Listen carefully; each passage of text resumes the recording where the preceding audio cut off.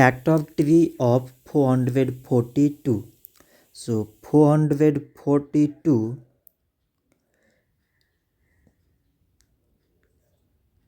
it can be written as 2 times 221. 2 times 221 mean 442. 221, it can be written as 13 times 17. 13 times 17 mean 221. So now we select the prime numbers among these numbers. So prime numbers here is 2, 13 and 17. So we can write 442 is equal to product of all these prime numbers, that is 2 times 13 times 17.